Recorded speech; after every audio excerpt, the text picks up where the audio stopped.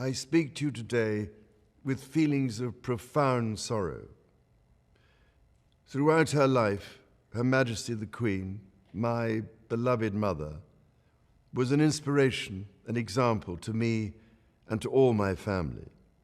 And we owe her the most heartfelt debt any family can owe to their mother, for her love, affection, guidance, understanding, and example.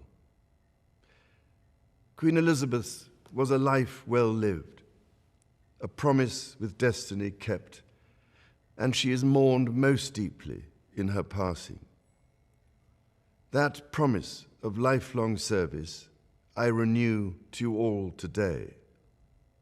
Alongside the personal grief that all my family are feeling, we also share with so many of you in the United Kingdom, in all the countries where the Queen was head of state, in the Commonwealth and across the world, a deep sense of gratitude for the more than 70 years in which my mother, as Queen, served the people of so many nations.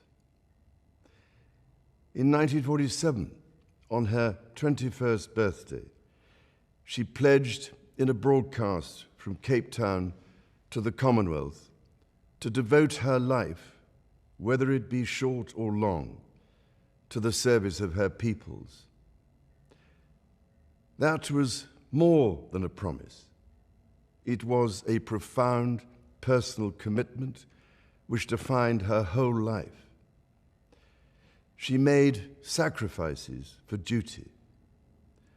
Her dedication and devotion as sovereign never wavered through times of change and progress, through times of joy and celebration, and through times of sadness and loss. In her life of service, we saw that abiding love of tradition, together with that fearless embrace of progress, which makes us great as nations. The affection, admiration, and respect she inspired became the hallmark of her reign.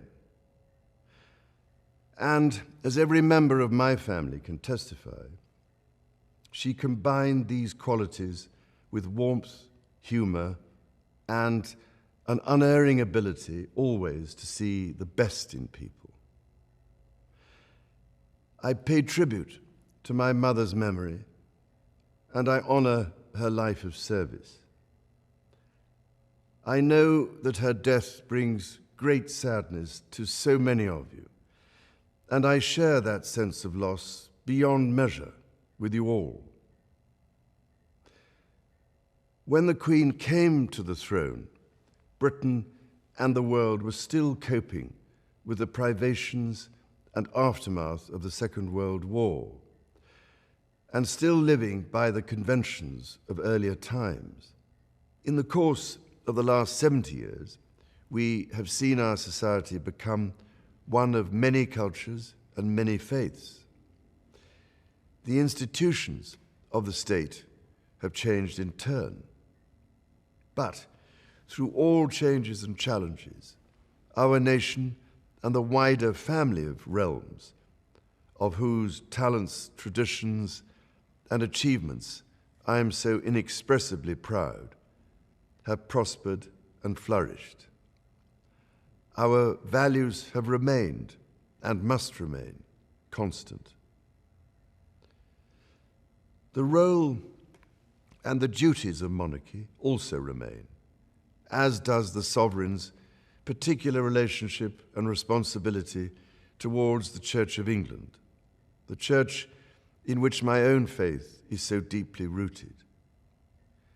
In that faith and the values it inspires, I have been brought up to cherish a sense of duty to others and to hold in the greatest respect the precious traditions, freedoms, and responsibilities of our unique history and our system of parliamentary government.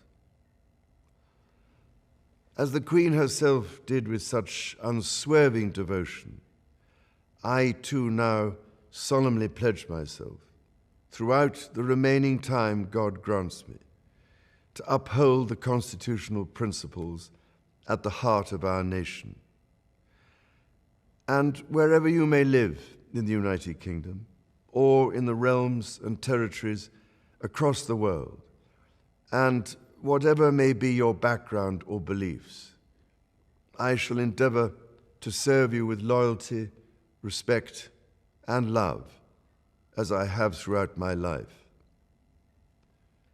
My life will, of course, change as I take up my new responsibilities.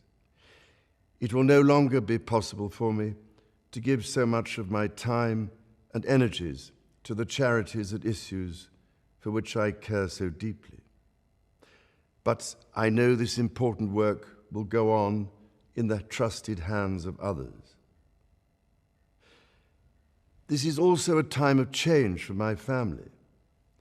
I count on the loving help of my darling wife, Camilla. In recognition of her own loyal public service since our marriage 17 years ago, she becomes my Queen Consort. I know she will bring to the demands of her new role the steadfast devotion to duty on which I have come to rely so much.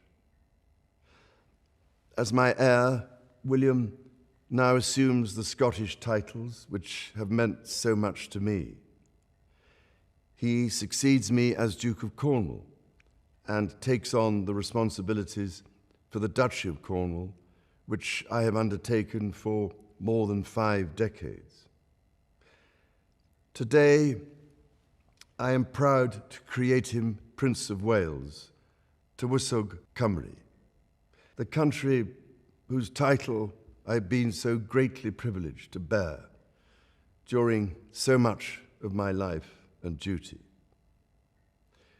With Catherine beside him, our new Prince and Princess of Wales will, I know, continue to inspire and lead our national conversations, helping to bring the marginal to the centre ground, where vital help can be given.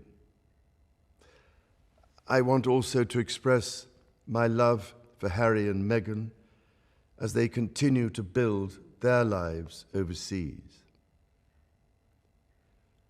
In a little over a week's time, we will come together as a nation, as a Commonwealth, and indeed a global community, to lay my beloved mother to rest. In our sorrow, let us remember and draw strength from the light of her example. On behalf of all my family, I can only offer the most sincere and heartfelt thanks for your condolences and support. They mean more to me than I can ever possibly express. And to my darling Mama, as you begin your last great journey to join my dear late Papa, I want simply to say this: thank you. Thank you for your love and devotion to our family and to the family of nations you have served so diligently all these years. May flights of angels sing thee to thy rest.